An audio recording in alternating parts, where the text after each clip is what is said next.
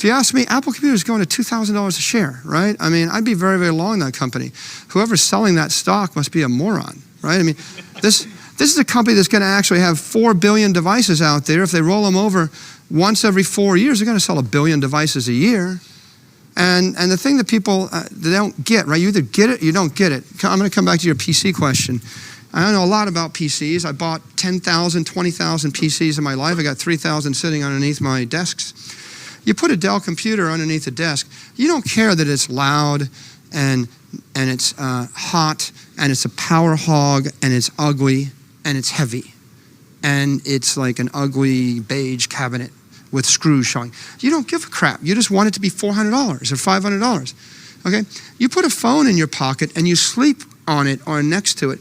You care whether it's hot. You care what it looks like. You care the battery life. You care about the radio.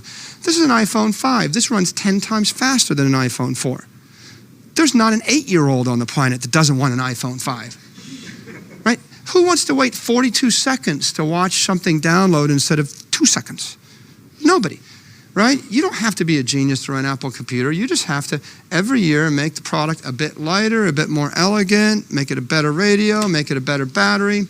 And then I sat with one of the 10 richest guys in the world for dinner 5 nights ago, and we had dinner for 4 hours, and he did half the talking, I did half the talking, and he's much more successful than I am. I understand that, by the way. As I said, sometimes you got to do other things than just have opinions to make money, right? There's a lot of execution involved in the rest. But I have opinions. So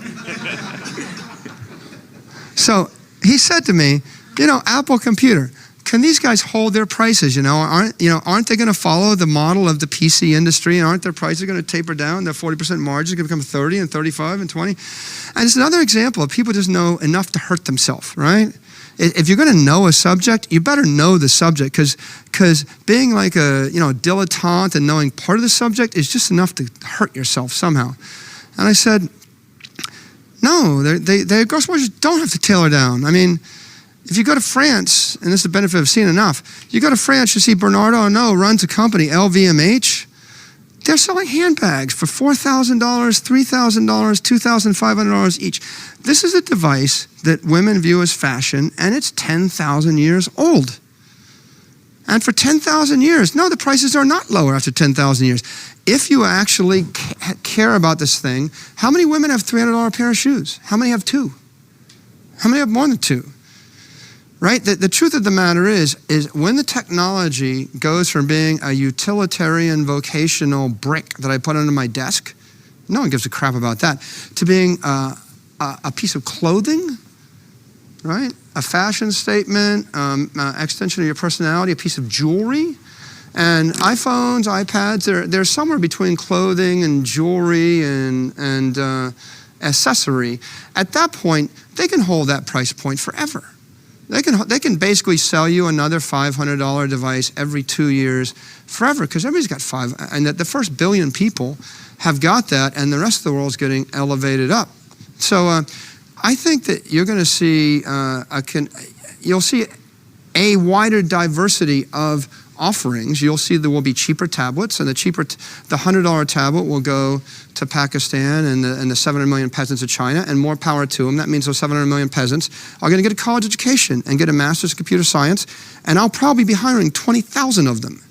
And I'll pay them $5,000 a year, which would be 5 times more than $1,000 a year, and then I'll pay them $10,000 a year, and the entire society will go from 2 billion to 3 billion to 5 billion white-collar workers, and as their discretionary income increases, they're going to buy more and more expensive things.